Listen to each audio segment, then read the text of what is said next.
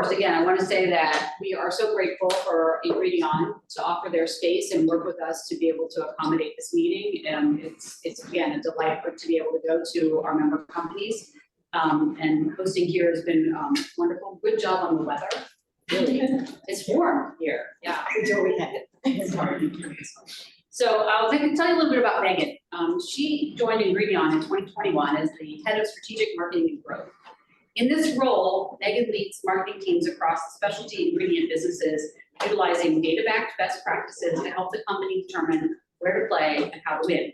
A majority of Megan's career has been spent in the health and wellness space across various commercial functions within DuPont and IFF. Over a 15-year span, she has had leadership roles in marketing, strategy, sales, and product management. Megan began her career as an advertising professional, serving a large number of clients, including Time Warner and Sprint Cellular. But most importantly, Megan earned her MBA from Penn State Senior College. While she was at Penn State, she was president of the Women's MBA Association and a graduate assistant for ISBM.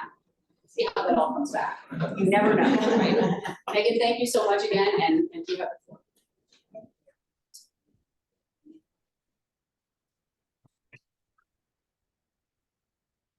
Okay, so we're beginning to get out of this, right?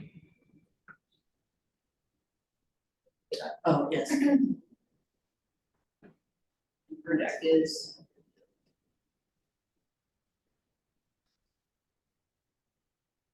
00. It's on the desktop. There's a folder.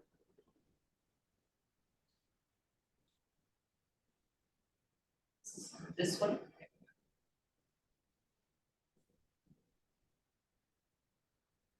Only a career training. Thank you. All right. Thank you so much. Welcome to Ingredion. We are thrilled to host all of you. At Ingredion, we delight in the first bite, which is why you see the photo here. As a food ingredient company, we help our customers, which are major CPG companies and the foods you eat every day. We help them untangle and solve the many ands that all consumers want. So consumers want it healthier, and they want it sustainable, and they want a clean label, and it better taste good or they're never going to go back to the shelf to buy it again. And so we have scientists around the world that help not only develop great ingredients, but formulate for our customers and make sure they scale up well. So a little bit about who we are. We're headquartered here. You're in our home, and we would like to invite all of you up at either 12 or 12:20. So during lunch, we can kind of split up if you'd like to come see our actual offices up on the 5th floor. I need some of our Ingredion employees to help me do the tour. But we have a really fun post-COVID hybrid space that allows people to do a lot of collaboration when they're in the office and not working from home. And we have even a space that allows us to do on-air tapings for employees around the world. So we'd love to show it off a little bit for you.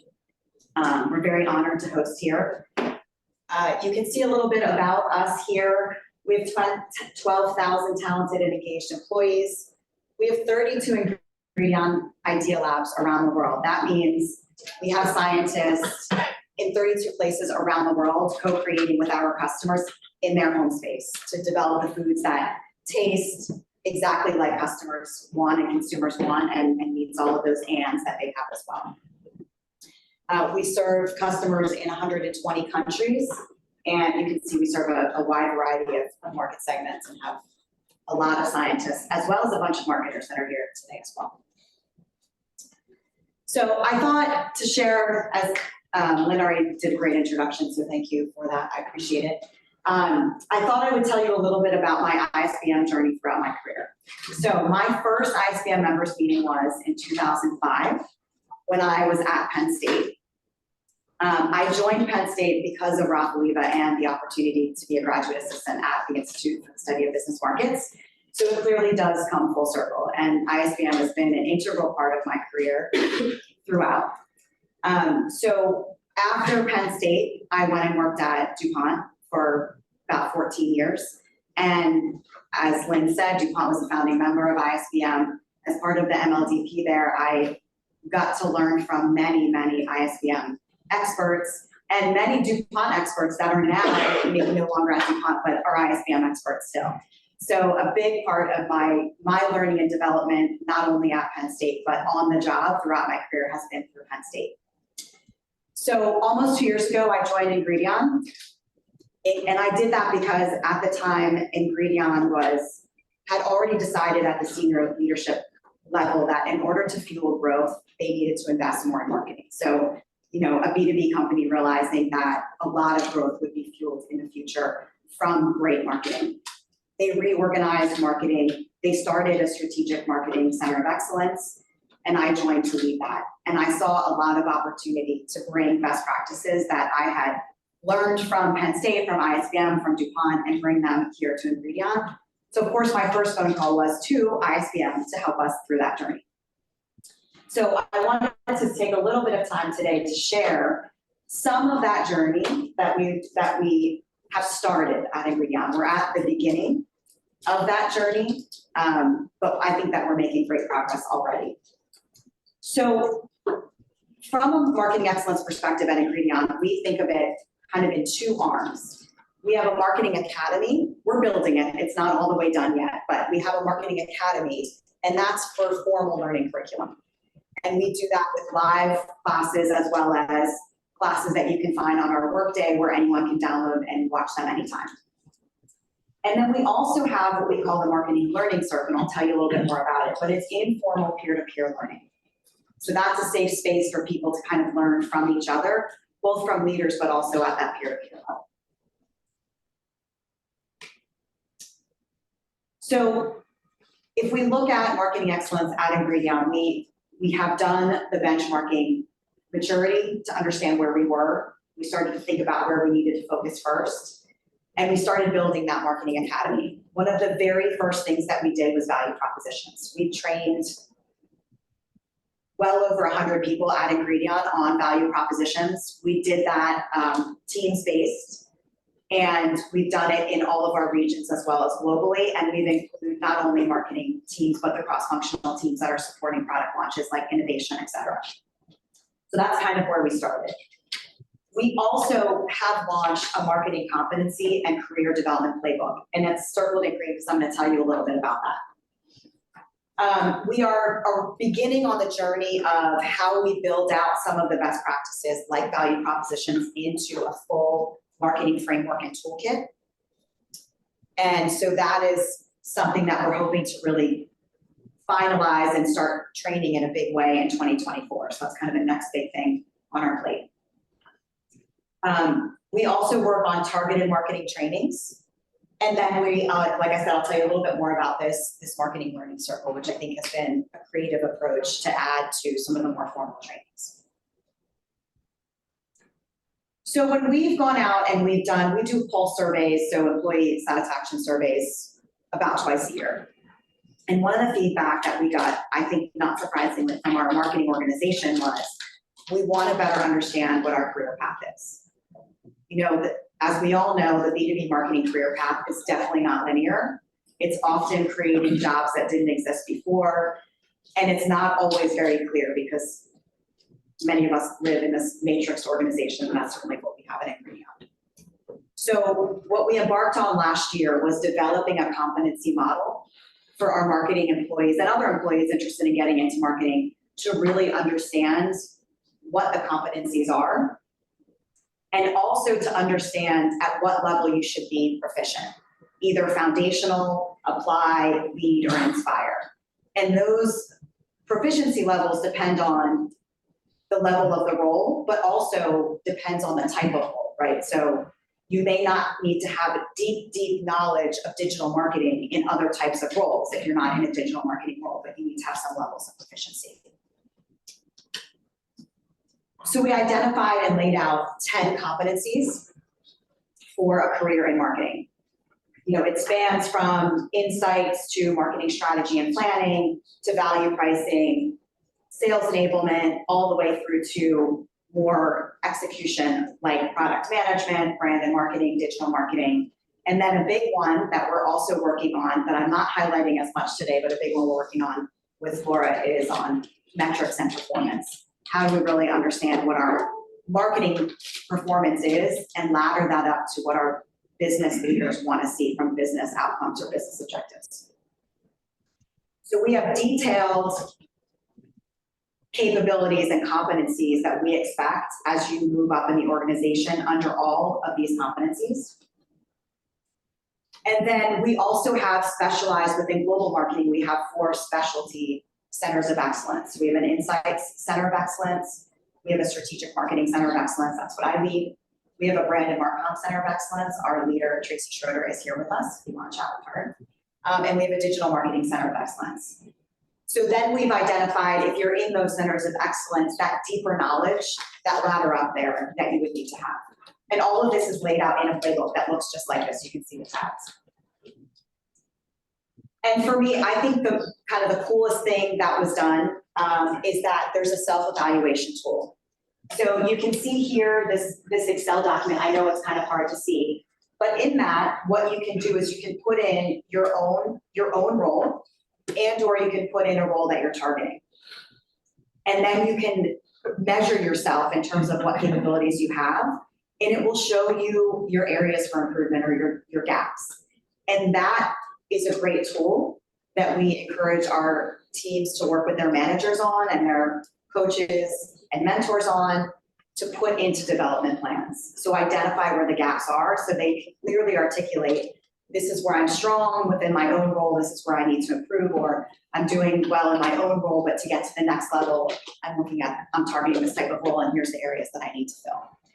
So it's a really simple tool, but a really powerful tool that we've gotten really great feedback on from our teams. We also developed career lattices. So Rand brought us that term, and rather than saying career ladders, because careers are not always a straight up ladder, we've introduced lattices. And so we give examples of what it looks like to kind of do a career lattice across functions, which many do, right? I mean, in B2B marketing, you know, we have folks that come in maybe from technology that want to get into marketing and stay there, or kind of take a tour in marketing and maybe go back out into technology or sales. And then we also have folks that want to stay in marketing. And we help people try to understand what those look like. And even in marketing, if you want to be more of a generalist in marketing, what that could look like, or if you want to stay specialized, that's okay too. I mean, if you want to be a digital marketer, what that career path looks like versus someone that wants to go more general. And then we have given real examples of our colleagues. So this is one of our colleagues and what her career path has looked like. And this is what we call a macro career lattice. So you can see that she started as an analyst. She started more on the technical side, went through into the marketing side, and now has moved over into sales management. We have macro career lattices as well, which show real life examples of marketing leaders that have started in marketing and continued in marketing. So it's just to help people give examples of what it's looked like for some of the leaders that are around them. And then the marketing learning circle. So one of the insights that we have is that when team members want to learn a new skill, actually before going to Google or anything else, 55% of them will ask a colleague. So we put together a peer-to-peer learning circle, and some of the folks that lead this are in this room, like Emily, and it's really hard to see their pictures. I think Marie is here, will be coming as well. But these are folks that you know, have been doing really well in their early careers in marketing, are driven to continue to grow, and they lead this team that sets up different ways for peers to connect. So you can see here, this is actually from our intranet. So we have a whole intranet for go-to-market, and a piece of that is marketing. And within that, you can find everything that you want, including the marketing learning circle. In addition, you can find everything I just talked about for the career lattices, your development tools, where you can go to get training on our Workday Center, et cetera. So you can kind of find everything that you need there. And I'm just highlighting this page to kind of show there's already lots of events that have happened. We just kicked this off earlier this year, maybe this summer. Mm-hmm. And you can see we have an event on October 3rd, 2 on October 5th, 1 on November 1st, and that varies from speakers that will come in and talk about their career path in a, a very kind of open, diverse way and, talk and answer lots of questions, to peers coming in and teaching specific skills like how to market yourself on LinkedIn, what search engine optimization is, things like that. So I think thus far that's been really well accepted and liked throughout the organization. And these folks that lead this really go above and beyond from their day-to-day jobs to give time to this. Okay, so I wanted to spend a few minutes also, since our whole meeting is on AI, talking about the Ingredion journey in AI, which I am very far from being an expert on. What I can tell you is that it is a very high priority for our leadership. Our Chief Technology Officer is leading a big cross-functional team right now to understand the opportunities for Ingredion in AI.